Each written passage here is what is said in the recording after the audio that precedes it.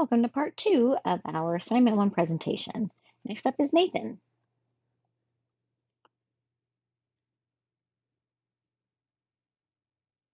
Here's Nathan's thumbnail sketches. And here is an awesome artboard, really nice. And here are the black and white logos. So with this part, Nathan, the 3 logo comps, just black and white ones, needed to be your top 3 logos that you circled here, built out in Illustrator. Okay, then we have our color palette and our here's our final black and white logos. And then here are the colored logos. Great. So we have a vertical version and a horizontal version. And I also agree, I like the vertical version. I mean, the horizontal version was a very good option as far as putting the word Luna into the banner and expanding the banner. I think it looks nice. What you might consider doing on this version is dipping the bottom of the banner a little bit more to mimic this shape up here. It's like really like a straight line. So it just doesn't feel as organic as the top of the banner or as organic as this part here. So that's the only part I would really recommend changing on this banner. And then make your moon the same that you made it over here. We don't need just the yellow version. I would add that blue back in the moon. I think it looks really cool. Excellent. All right. Then here are the final horizontal and vertical. We don't need this slide because we have these other ones. That's fine. Okay. Well, I guess it doesn't matter. For your final presentation, there's a bit of redundancy there, and we don't need it in the final. Okay. So for the logo placement examples, this is fine, and but what you usually want to do is say like how much space needs to be above, below, and to the sides of your logo. So you can just kind of specify those measurements. Then here for your size stipulations, that works. So what you want to do for your size stipulations is state the minimum size that it can be, the smallest it can absolutely be for legibility. This is pretty small, like we start getting a little bit lost here. So you might want to consider upping that size just a bit for the horizontal version. And then you also want to specify your maximum size stipulations. If there is no maximum stipulation, then say there is no maximum size for this logo. Okay. And then here are your font variations. Great. And then we have a banner. Let me go back onto the logo. I have one more thing I wanted to say about this.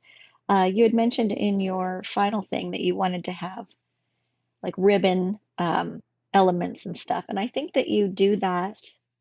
You didn't want to add too many things because it makes it too busy. Well, first of all, Victorian logos are crazy busy, so don't worry about that. But secondly, I think that by manipulating this text here, and it was the old Taverna text to have these like kind of tails, does help to bring in that ribbon element. Like even though you have this ribbon element, even this ribbon has extra little flourishes and stuff. So that's pretty cool. And then what I'm wondering is if there is a way to create more of a ribbon effect with this part up here.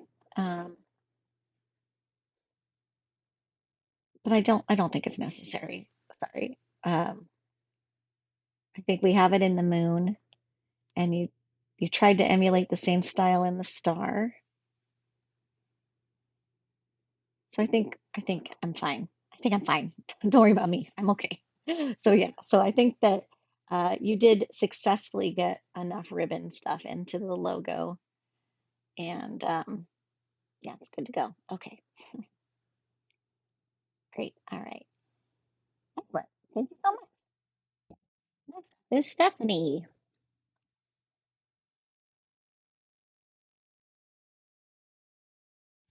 Here are Stephanie's design sketches, and there are three logo sketches. So here's your mood board. And while I do like the color palette, you had mentioned something in your final thoughts about this, about justifying your color palette. I think it's justified. It's good, and it's very Victorian. It's lovely. But you can also, add more actual Victorian elements to your mood board.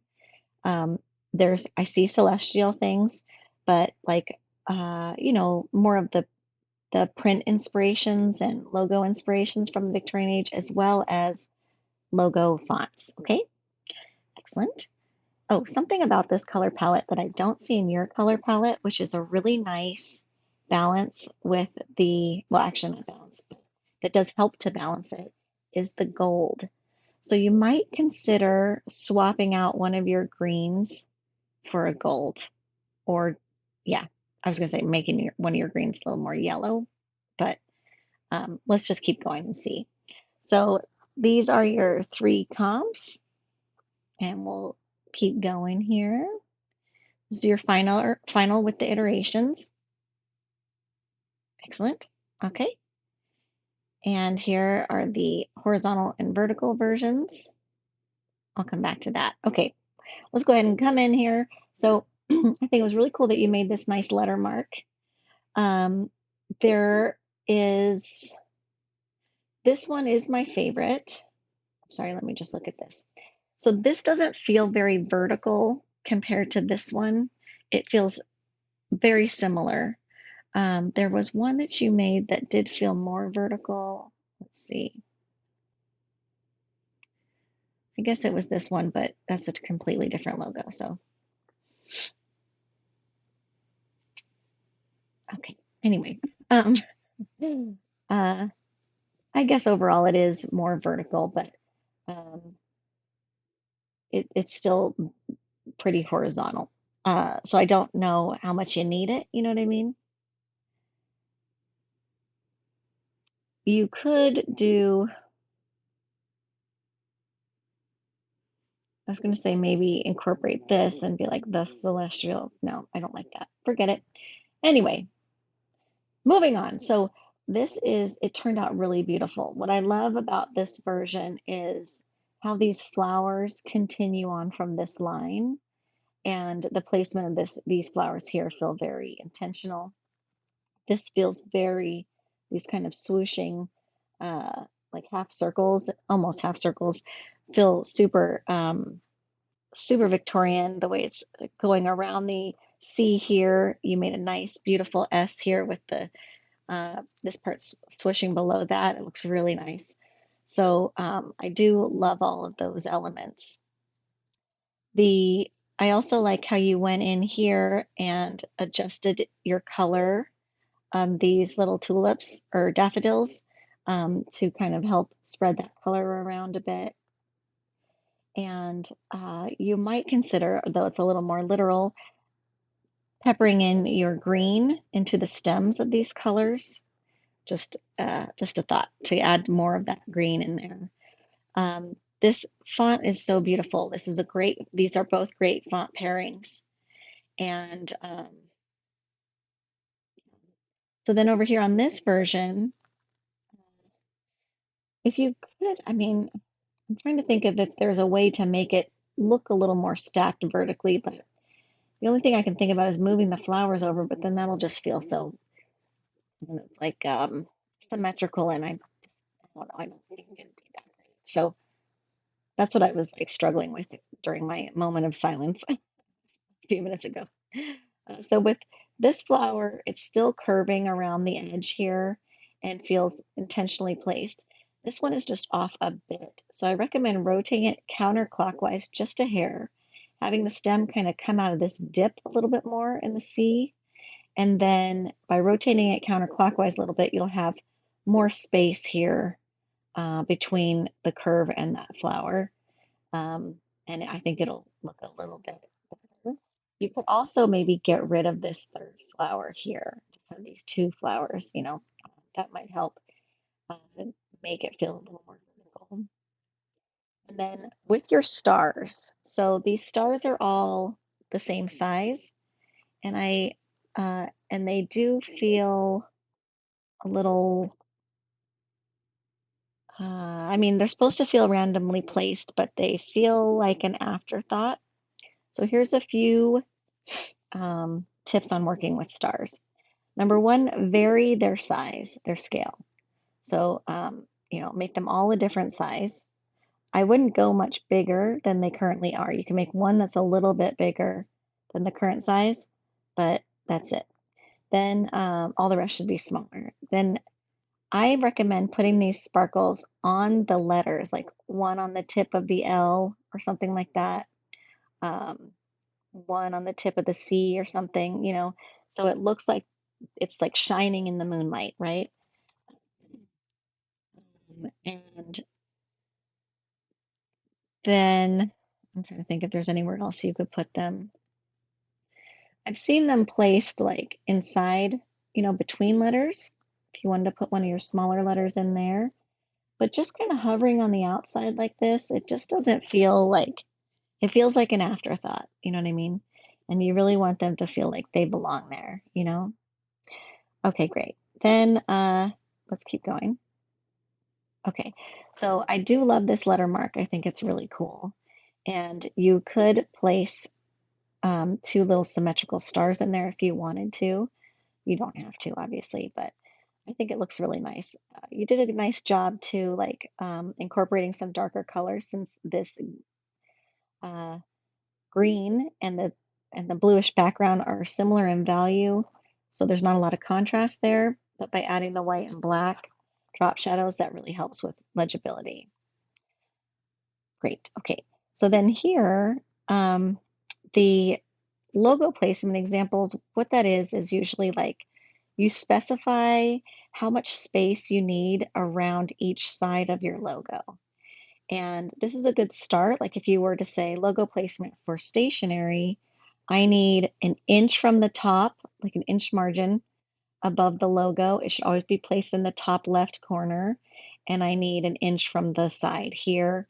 And then between the logo and the first line of text or the address or whatever, you have here, I need a quarter of an inch or half an inch. So that's usually what logo placement examples specifies how much room should be around the logo and that it's not allowed to be, less than a quarter of an inch from the edge of something. Okay, so then for size stipulations, you were on the right track for sure. You went as small as you could and then started increasing it until it was completely legible, and that's a really great approach to that. The size stipulations are when you say this logo cannot be any smaller than these specs here. So it's you state your minimum logo size because you don't want it to go smaller than that because then it's not legible like you were trying to figure out. So um, on a screen or on a print document, this is the smallest this logo is allowed to be. This is the smallest this letter mark is allowed to be, that kind of thing. And then you also want to specify your maximum logo size. So if you don't have a maximum like if they can make it as large as they want, they can plaster on the side of a building, then state that there are no maximum size stipulations for this logo. Okay, great. And then got your font variations. So these aren't really variations, but these are the fonts that you used, and that works for me, and they're a nice pairing. So this is a really wonderful idea.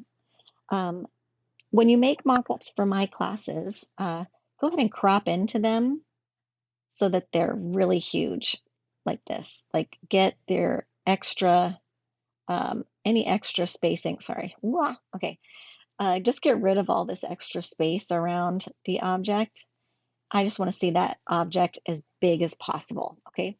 And then for this part here, we are getting a little hard to read.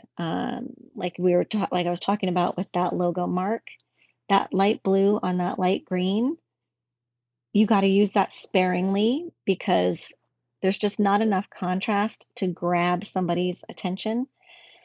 So, not that it always needs to be on a white background necessarily. Like you could frame this in the green, it's really pretty, and put this on the white background. I don't really know what all this white text here would be for. If it's safety information, that can be on the back of the Matchbox. It doesn't need to compete with this gorgeous logo. You know what I mean? So just consider that. If you want to keep the blue on the green, then that's okay. But I think it will be more attention grabbing if there's more contrast. And then with this one, we have a lot of room to work on this popcorn bucket as opposed to the small tiny matchbook, which is only like an inch by an inch and a half or 2 inches or whatever. So with this, we've got all these panels. It's much larger. So consider making a pattern or something with these flowers, and like bringing them in, or even just any kind of other pattern to fill some stuff out. Feel like you can play here, okay? Great. Thank you so much. Next up is Riley. All right, here are Riley's thumbnail sketches and Riley's great mood board. Perfect, really nice. Great. And here are your black and white comps and your 3 logos full color. So Riley, on your final presentation, make sure that you don't have any background texture on the pages that show your logo stuff. We just need to see your logos on a pure white background, okay? Great, and here's your final logo, black and white. Really nice. And the color. So this color palette is super fun. It's really fun. I like it a lot. And here's the horizontal and the vertical versions. Great. Okay. All right. So let's go ahead and go back to the logo. All right. Um,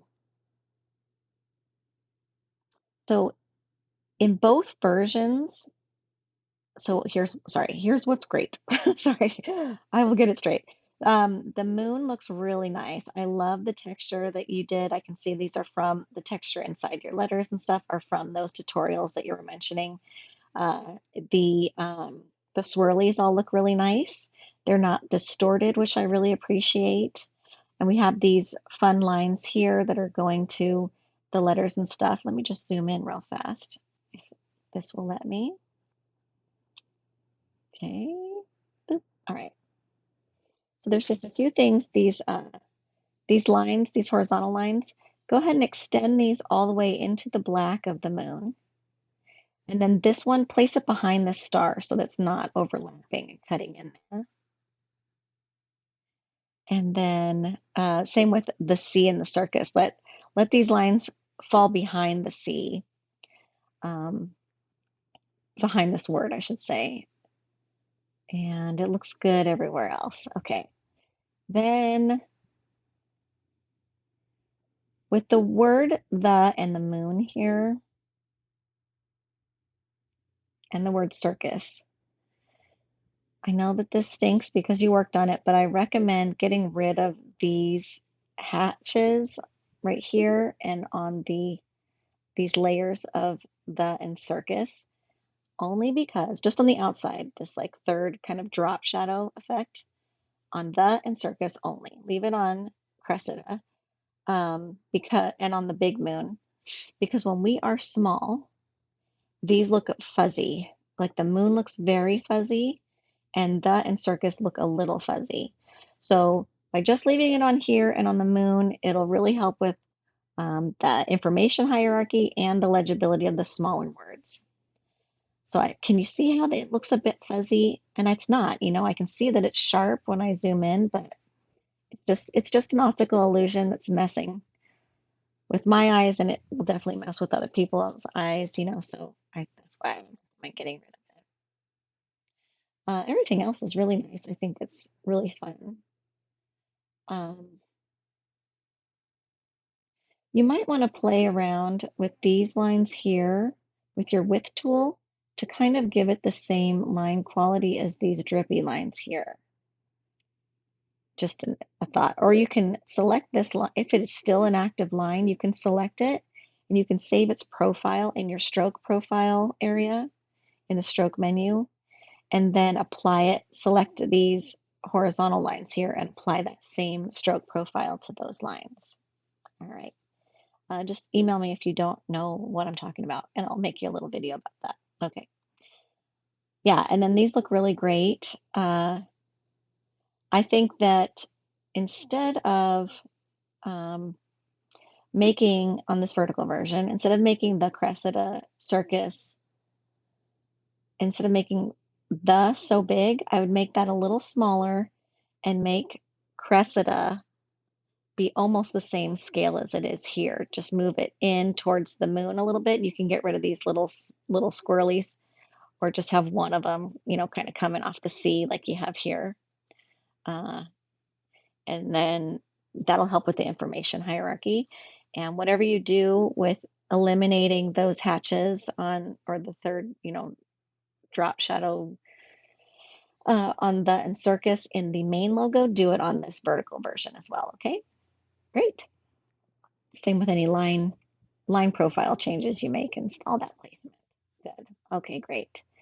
Then these are great fonts to pair. They look really, or the fonts that you did choose look really nice together. I only see Iron Horse. Is it the same font? Oh, I guess it is. Okay, great. You tricked me. Good job. And then these tickets look good. And what I really like about these popcorn buckets, the gradient looks very nice, but I love the little pattern that you made there. So I hope to see that more on some other branding that you do. All right. Well, thank you so much. Next up is Cynthia. So here's Cynthia's logo sketches and a really great mood board. Really nice. I love the textures too. Here are the 3 logos that Cynthia played with, and the final logo in black and white. Then the colored version and all the little elements that go into it.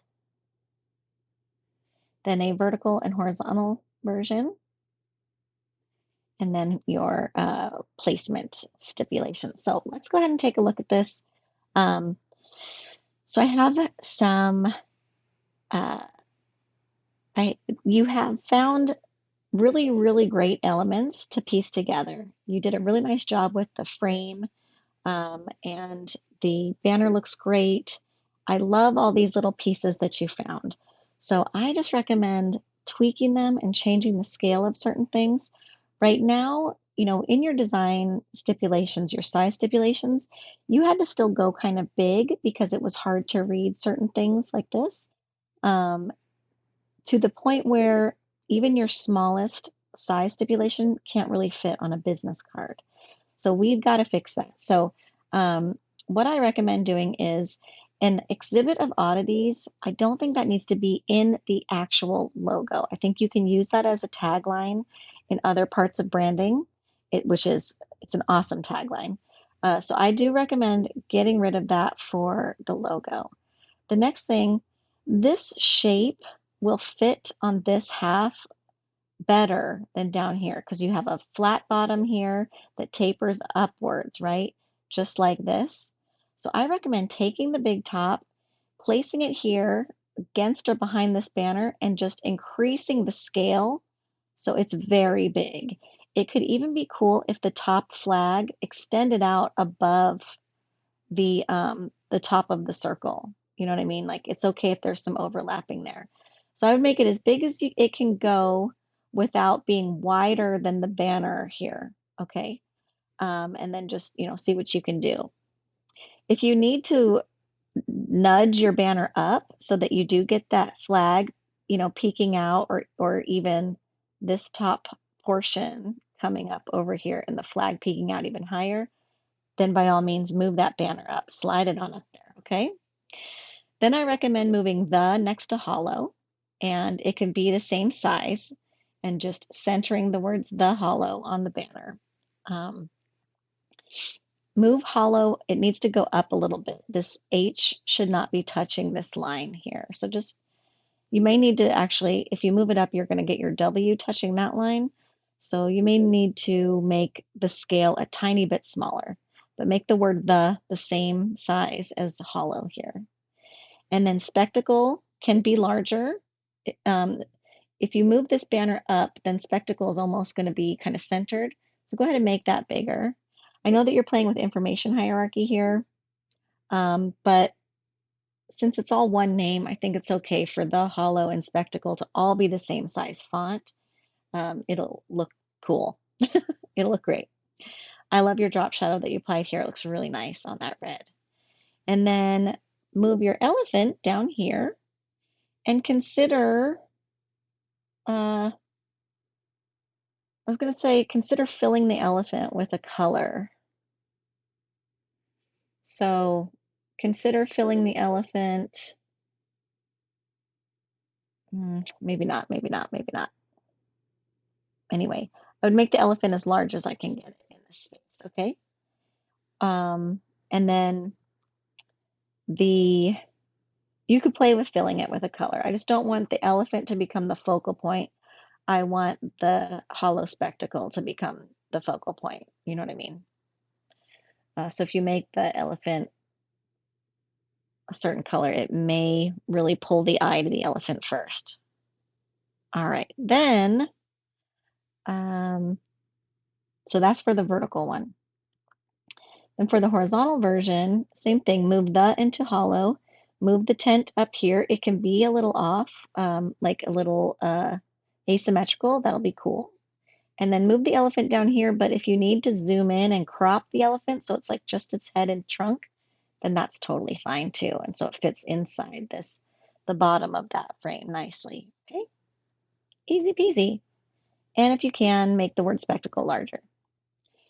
All right, so then with placement examples, I think this is good to say don't rotate my logo. That's fine. Usually with placement examples, what that means is tell us how much space this logo needs all the way around it. What are your requirements for, how close you can place other objects to it or other lines of text, and how far away it needs to be from the edges of a page or the edges of, your popcorn box kind of things like on merchandise, that kind of stuff, okay? And then size stipulations, you are on the right track here. Now that you're going to make now that you're getting rid of this tiny itty bitty text and tiny itty bitty icons, and they're going to be larger and easier to read and see, you'll be able to make these logos even smaller. And consider what's the smallest size it can be on a screen as well, like on a cell phone. And then go ahead and place like the minimum size that these logos are allowed to be. The vertical and horizontal are these specs. It could be in inches and or pixels. And then also specify the maximum size these are allowed to be. So if they're allowed to be super gigantic, then and there's no limit of the maximum size, then go ahead and state that there's no maximum size stipulations for this logo. Next are the font variations. Great, I'm fine with that. Then I love this popcorn box design. If you want to, if this white is bugging you, so I think what that is on this part is just that your stripes didn't go beyond the bleed, and so it's actually showing part of the white box. It doesn't really bother me up here because the inside of the popcorn box will be white, as well as the inside of the cut cardboard will be white, so that doesn't really bug me at all, honestly. But if it's bugging you, just put it on a white background, and that should do the trick. I love this stripy pattern. It looks really nice, really great. And then this looks great too. Good mock-up and good size placement and everything like that. Excellent, thank you. Next up is Eileen.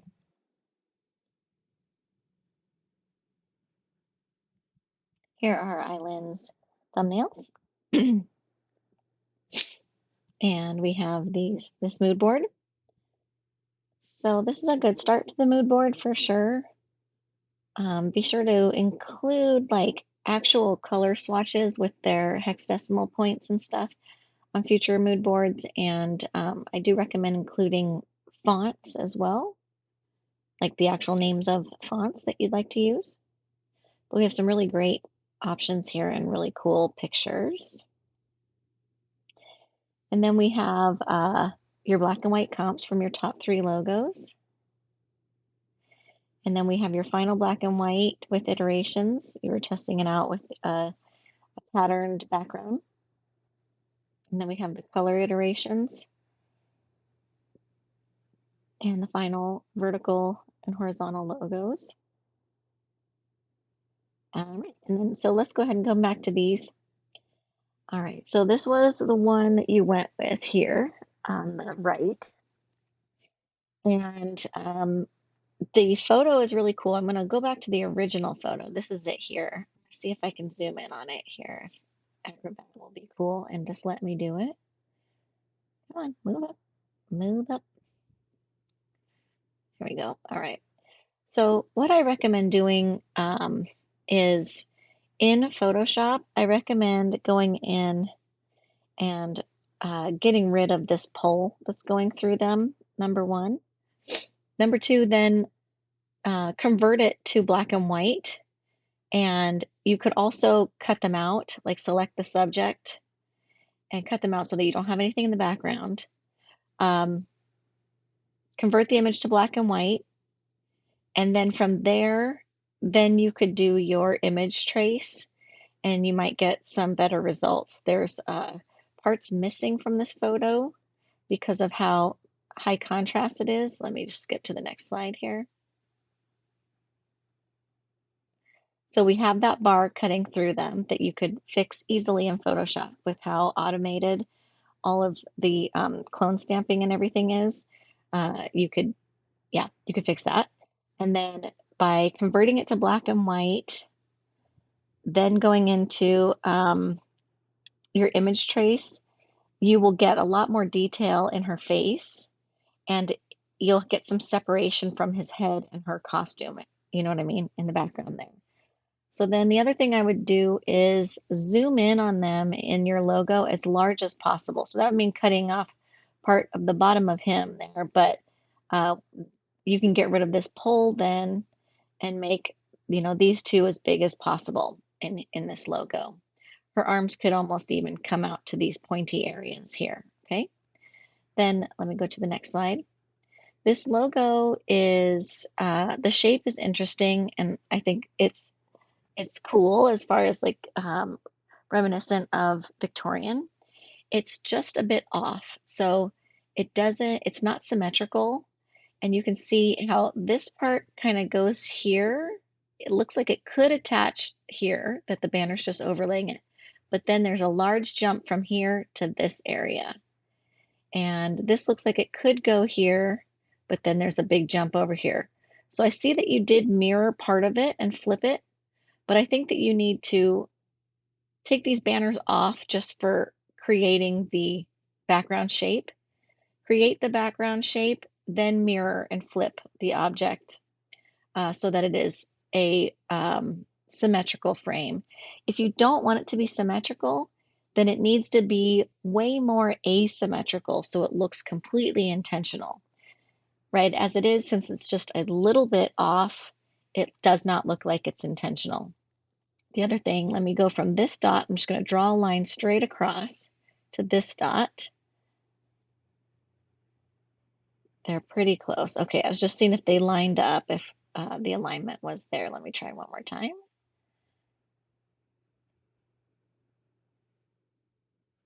Okay, they're pretty close. Yeah, that's fine. Great. Then with your banner at the top, I don't think this stroke needs to be as big as it is on the outside of the banner. It doesn't need to be thicker than the stroke, than the weight of the text. You know what I mean? I think the text should be thicker than the stroke of the banner.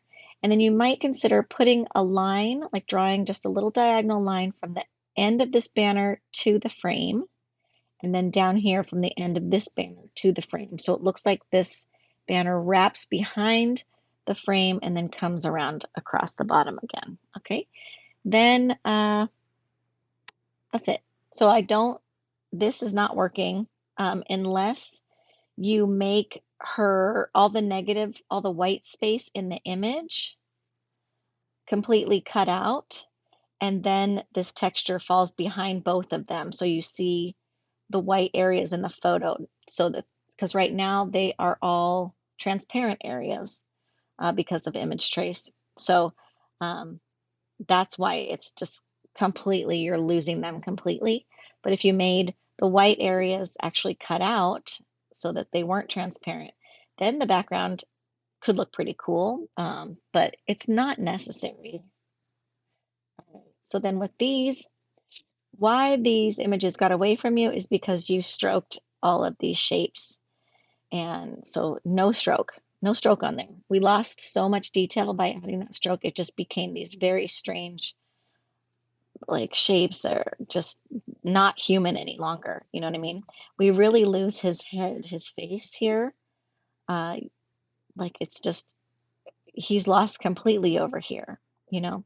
So um, no stroke on live tracing ever. The stuff that does look cool is um, these color combinations here.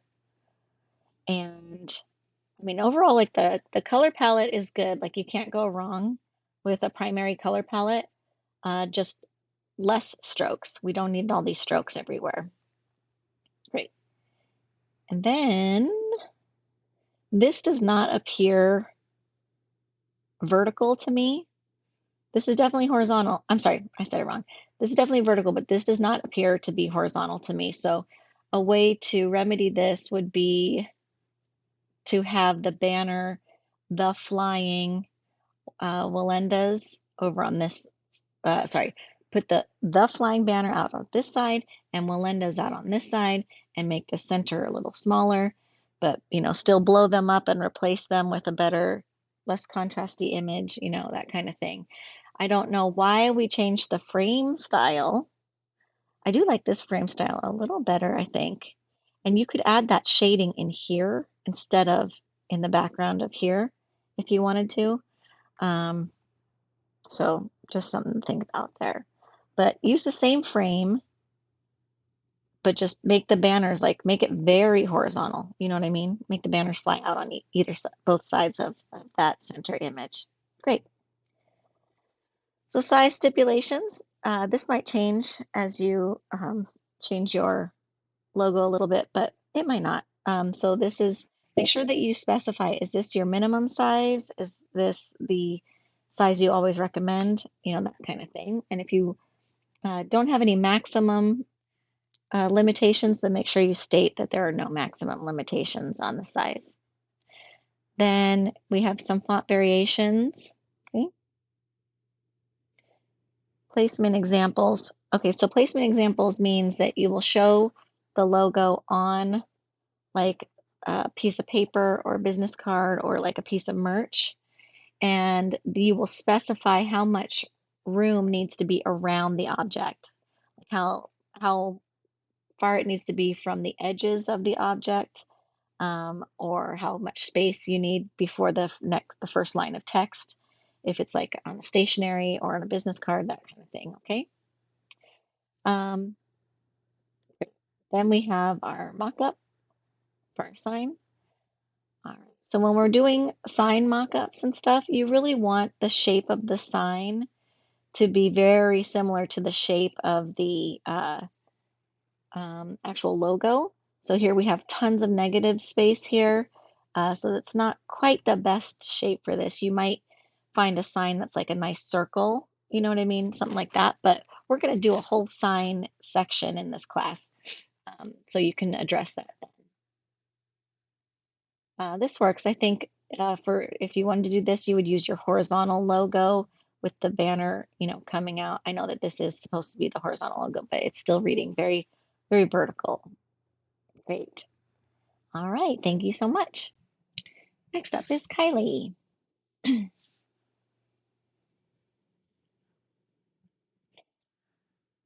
Kylie, be sure to go back and revisit the things that I asked for you to address in the design brief. Then this mood board is really fun because I love all the little notes in there that you made. I think that's a really great idea. I don't see that very often, and I think it's really, really good to remind yourself, why you pulled these ideas out and what it is that you loved from each thing. And here's Kylie's logo sketches. And then some logo references. Very fun. So I'd like you to steer away from trying to make a Victorian logo modern. Only look at original modern stuff, okay? Because that's not really the goal in this class, is to try to make something modern. We are trying to emulate the Victorian logo and keep it as real to the original as possible. All right, and here's some logo drafts. So with the logo drafts, the three iterations that I requested are supposed to be your top 3 versions turned into black and white digital comps. The top 3 logo thumbnails that you chose. Then there's even more references, which I think are really great. So these can all just be added to your mood board. Same with these. So just make a gigantic mood board. It's all good. Really great images. And then here are your icons up close. Okay, great. So here's the refined logo. There are logos. There's like several of them. And this is the final. And then vertical and horizontal orientation and color iterations. All right, so before we go into the font iterations, let's look at this logo. So I know that you worked very hard on this flower, but I just don't see it as part of the rest of the logo. The things that are really successful in this logo are the gestalt of it. The shape of it is really nice. The filigrees up here and like the framing is really nice how you did that. I love the font pairing, looks really great. And Delights looks fantastic. All the special letters that you chose look really nice. The egg is even working a bit. I recommend shading the egg even more, not just on this side, because it feels unfinished compared to some of the other illustrations. And then, and instead of just having straight lines on them, notice how your shading in here is like rounded to give this more form. Give this egg some more form and make your highlight on the egg just a little lighter. And then I would fill this in or get rid of it altogether. Just have like a floating egg. I think that's fine. But I think you're trying to have an egg on one of those little pedestal things, you know, and if that's the case, then make it so that it has the little bowl that the egg sits into. Okay. I think you'd be fine with just getting rid of the stand altogether. It's totally up to you. Yeah, I do really think that you should eliminate the flower, save it for a different project. The Even without the flower, I think the gestalt will still be solid. It just feels like a different style from the rest of the piece. Then the candelabra over here is cool, but it's so tiny that we can't see what's happening here. So let me just look at your pictures of your girls for a second. Okay. So what I recommend doing is zooming in on the girl and like, I'm sorry, there we go. Zoom in on her like way up here. Okay. Because she's very cute. I love the detail. I love the color palette. I think it's really neat. So I recommend zooming in on her, making her nice and big in this picture, and then, you know, cropping the rest of it, and then just save the candelabra for large things, like a large design on a t-shirt. It could even be on the popcorn bucket or, you know, that kind of thing. It could be on a sign. It could be like help with direction wayfinding when we get to that assignment. So you're not going to let the candelabra go to waste by any means, but right now it is just too small for this logo. Too many tiny details.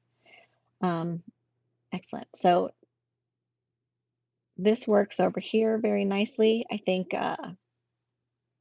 Same thing here, just zoom in on her and let her be like the feature. And then no flower, and whatever you decide to do to the egg over here, you can do over here. Great. Really nice work and all the rest of the things. Um, I'm not crazy about this color palette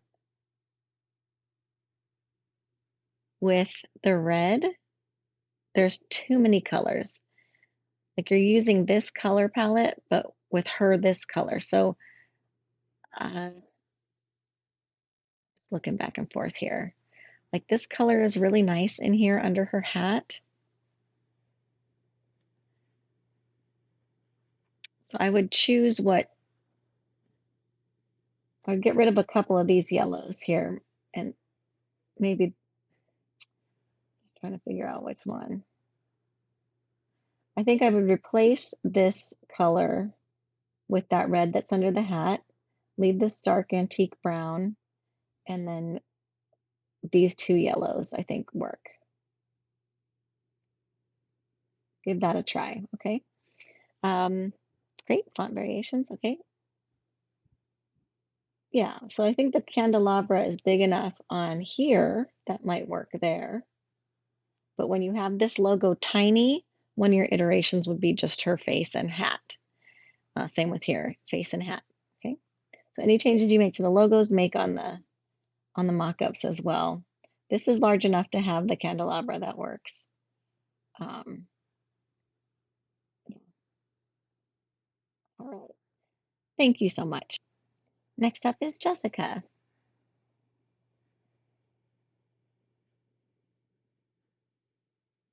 Here are Jessica's sketches, or the first 20. And here's the mood board. This is a really cool mood board. Be sure on your mood boards, Jessica, to include a color palette, like the actual swatches that have the hexadecimal numbers on them. And it doesn't have to be the final color palette that you go with, just, what you're pulling from here that you like. And fonts, specific fonts with their names, okay? Really cool. And here is your final color logo with the iterations, okay? And the black and white version. All right, so let's go ahead and dig into the logo. So there's some really cool things here. I like this, the little line that you have down here is really nice. And we have this animal rescue. It looks like a little banner hanging from that, which I think is really cool. I do recommend eliminating the stroke on this font because it makes your tracking just seem so squished together. Unless you want to go ahead and select that and then go into your stroke options and change it to an inside stroke as opposed to a center aligned or outside stroke, that will help with your spacing there. This is a tight font in general though. But all this looks really nice up here, like the extra drop shadow colors um, and the little paw and stuff. I think that all works out. This is all really beautiful. I love what's going on in the center here. Very nice. So then, so I'm getting from this array up here, it's really giving Statue of Liberty. And I noticed there's nothing in your design brief that mentions New York or anything about the Statue of Liberty. And so that's the only thing that I'm confused by. So I know that you wanted like an array and you were really into the red arrays in the design in your mood board, but I don't necessarily think it needs to be on your logo. I think that you can use that as background and instead of the Statue of Liberty crown, using like these filigrees and tying them in a little bit more because they're all of a sudden they're introduced um, in the letter mark, but they're not anywhere in your logo here, if that makes any sense. The other thing is you could just take this banner and place it along the top and flip it. That would look cute as well. Okay, so there's that. Then this letter mark is nice I do like the red in here though. I'd like to see the red in the letter mark. So iterations, I wouldn't call this a logo. You know what I mean? It's a little confusing because there's numbers over here, and then we have an admit one, and it's in the shape of a ticket. So this is not a logo iteration. A logo iteration is more like, this is my horizontal version, this is my vertical version, this is my letter mark. Okay,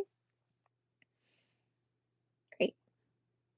Then as far as logo placement, yes, you could use logo placement as part of the one of the examples for logo placement. What logo placement should specify is how much space needs to be around your logo when it's placed on different things. So if you wanted to say on a piece of letterhead, which this is not, a letterhead is like a letter, like a piece of stationery. The logo might go in the top center, it might go on the left, top left, and then from there, how much space is required to be around that logo, how much space is required before the first line of text from that logo, that kind of thing. If it's on a business card, how much space needs to be, around the logo. If it's on a t-shirt, if it's on, anything like that, you just specify how much cushioning it needs around it. Okay. Then size stipulations would be, you specify a measurement amount of the minimum size the logo needs to be. So, for example, if it's on a tiny cell phone, what's the smallest that logo can be before we lose legibility? So what you really want to watch is the small words in your logo. How small can you get this thing before this is not readable anymore? You know what I mean? So on a cell phone, you might use this letter mark as your logo, and the smallest it can be is like 70 by 70 pixels or something like that. And then on a printed document or a business card or something, or something that's embroidered like on a hat or something along those lines, what's the smallest that the large logo can be? Then you also want to specify what is the absolute max size these logos are allowed to be. So if you think they can be as big as anybody can imagine and you don't have a problem with that, then make sure that you specify there's no maximum limit of this logo for the size requirements, okay? So font variations would just be like, are you allowed to change this font to a different font? Or are you allowed to change this font to a different font? Can you flip them? That kind of thing. If you don't like that, then just make sure that you specify that, okay? Then here's your merchandise mockups, and I think this is really fun. And you've got I'd like your pattern that you created with the pause, and I like the array that you're using. The color palette is confusing to me. This color palette makes sense to me, but with this color here, hold on, I'm going back. No, this color here is a bit more purple, and then this color is punchy and magenta compared to, one more time, this color palette. So pick a color palette, stick with it across all of your branding, and do not add more colors to it, okay? And now we also have these colors in the background here. So, just pay attention to those things, okay? And one of the things on the circus posters is that these arrays go all the way past the bleed line, like this background here. They don't crop like they do here.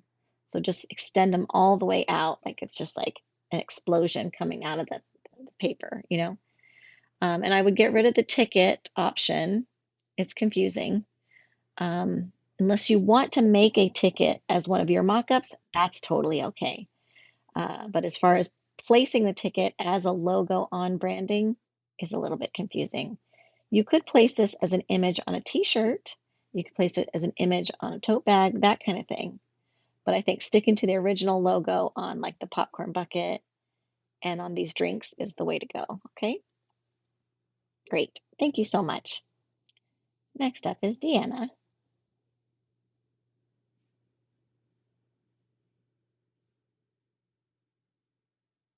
So here are Deanna's thumbnails.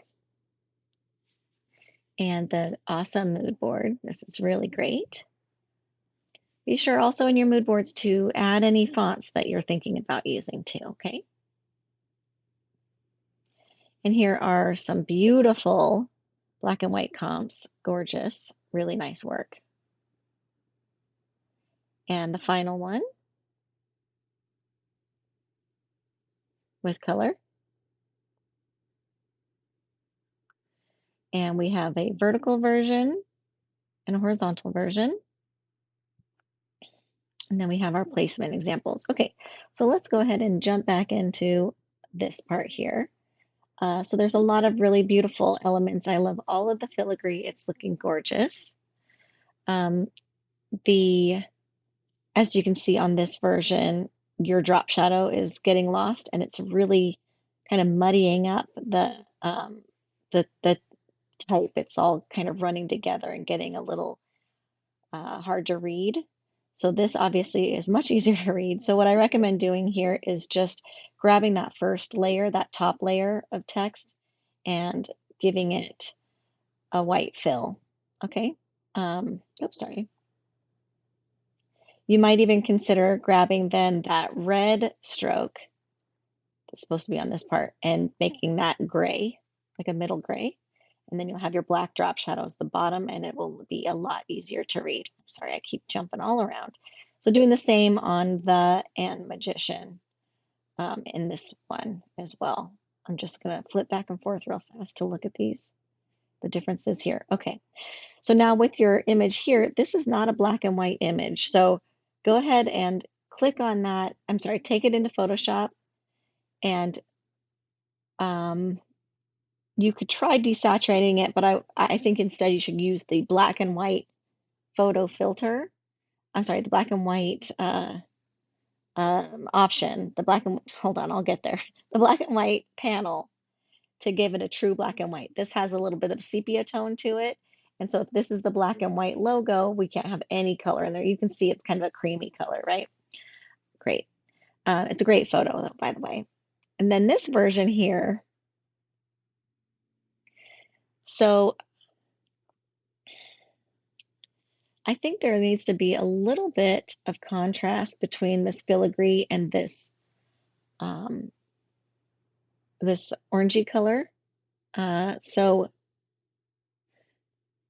I would recommend instead maybe give it a try, but see what it looks like with the gold as this background color, and then dropping your black in as your filigree here, or whatever this darkest color is. I think it's black. And then over here with him, we lose some contrast. Like this image looks great, but over here he gets real gray. So I would bring this version right here that has the color in it to here, and don't let it mute out so much, okay? Because it gets so gray we just look past him. We need that contrast to grab our eye. You might also consider, he is very tiny in this picture. I was going to say maybe zoom in on him a bit to make his head a little bigger, or maybe even consider making this circle like 50% larger at least, okay, for the horizontal version. Yeah, I think that'll look really good. You have room to go a little bigger. Then over here for the vertical version, once again, this is a bit muted, so get some deeper, richer, darker colors in there and brighter light colors. I think just using that first version will do it. And then drop this down below and make it wider, so it's at least as wide as the circle. It can still overlap the bottom of the frame as long as it's legible, you know what I mean? But you have room to stack a little bit more in a vertical logo, you know what I mean? So go for it. But it's nice. I love this framing. I love the framing on both.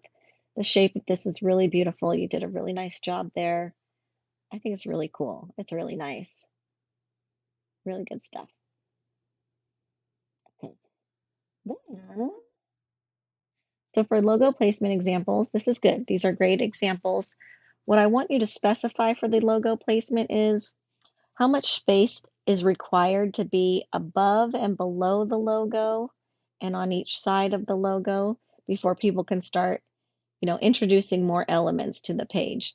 If it's on letterhead, does it need to be centered or should it be to the left? Either one. It looks like you want it centered, but specify the amount of margin it needs above it from the edge of the paper or the edge of the margin. Specify how much room it needs before dropping in the first line of text, that kind of thing. This over here, I recommend moving this over to the right a little bit because it's way too close to the edge of that business card. You do have a little bit of room that you could nudge this to the right as well. But specify how much space you need around this icon versus, when we have stuff over to the right of it kind of thing, if that makes sense, okay? And this icon, you don't have it by itself as an option, so go ahead and add that as an icon by itself in your logo specifications, okay? Ooh, I like this too over here. That's nice. Great. Great, this is good. So, okay. So we have our sizing stipulations, and that is nice that you specify, on what item, what size these should each be on a specific item. That's good.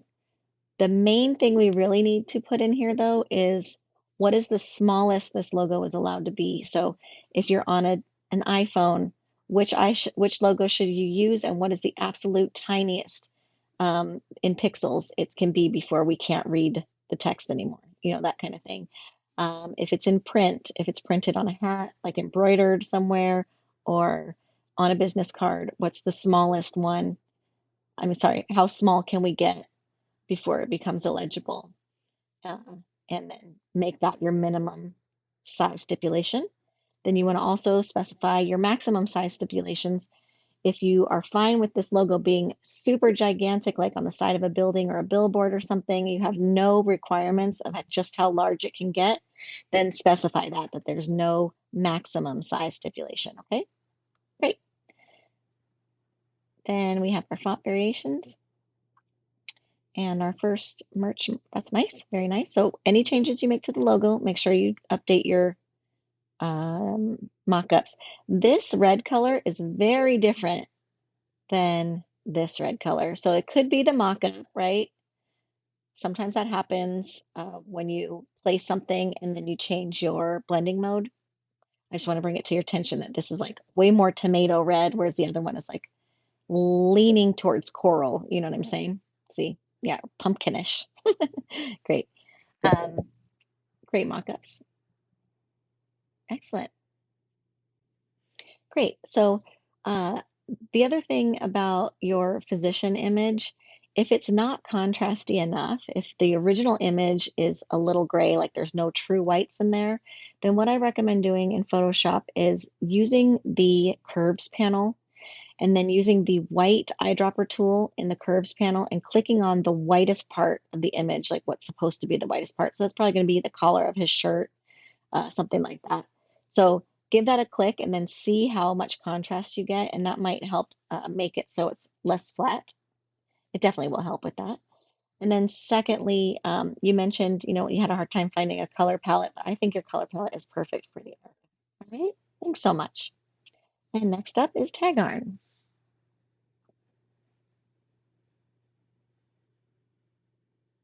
And here are the thumbnails and the great mood board, really fun. And the refined logo sketches, great black and white logo, really fun. And then the final logo color versions. The final logo orientations, great. And the mock-up. Okay, let's get back into these logos real fast. So this is super cool. This is a super fun font with this plant in the background, and I think it's like very appropriate for your subject. Hold on, let me look at this real fast. Okay. You had so many great sketches in the first place that it was, I'm sure, hard to nail it down, but there's a lot of really fun things. I love all these little antennas. Even this is like reminiscent of a little curly antenna, yet we're also, bringing in kind of plant elements, which is really nice. We have like these leaves are really fantastic. The texture on the jacket does not feel Victorian at all.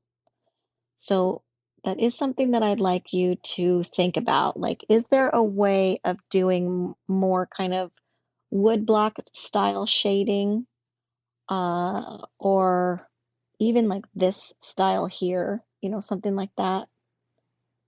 Um, just changing your line quality in the drawing itself, if that makes sense. I love the shadows that you have here. That all feels natural and like it could be, uh, you know, from a photograph, and that's working.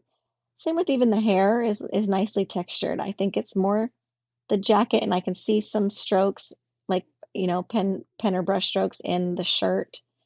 That just all needs to be made to look more vintage, even though he himself, like the way he's dressed, is not vintage, but I think that you could do that.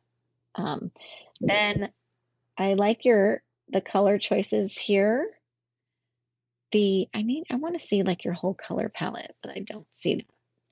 I think that the green in his mask is a little too punchy. I think it should just be the same green down here. We really want to limit this palette. It's a gorgeous Victorian palette, though, so I do love that. The Yeah, this looks great. This works really nicely. I think it's looking good. Over here with the horizontal version, I think that you can go even bigger with this if you wanted to. And I would move the asked part a little more to the left just to get a little closer to the large M. And then between this M and this M, consider putting in like this little diamond or something, or even one of these little like olivey things, like very tiny, to just sort of separate this M visually with this M. You know what I mean? Just give it a try. Just something little there, okay? Not another leaf though. I don't think that's necessary. Excellent. But I love how you did this. You know what? Instead of making this larger, just make this smaller. I think that would be a little easier to do. Great. Okay. Very nice. Really fun. I love this. Really cool. Looks great.